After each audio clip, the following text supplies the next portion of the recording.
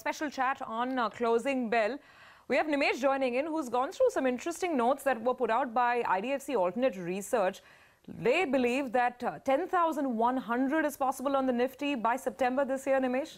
Yes, Abhi, you've read it right. So that's the big call coming in from IDFC Alternate Research. They've put out a note this morning suggesting that by September 2017, the Nifty can hit 10,100. The reason, they've looked at historical data. The key reason is if there's a 1 month of decline after 5 consecutive months of gains, typically in the 7th and then the 8th month, you see some strong gains coming in for the Indian markets. It's only happened in few instances in the past. In fact, 3 instances where such a trend has been observed by IDFC Alternatives, and that's the reason they've been put out this note. So if you look at historical data in 1999, for the cumulative 5 months, there was a gain of 45%, followed by a 6.5% fall in that 1 month, and after that, there's been a rally of close to 3.5% and 7.5% in 2 consecutive months after that. So that's the year in 1999. Similar trend observed in 2005 as well. There was a 37% rally in the 5 months cumulative in that period, followed by a 9% fall, followed by a good 18% rally in the next 2 months followed after. Similar trend in 2007 as well.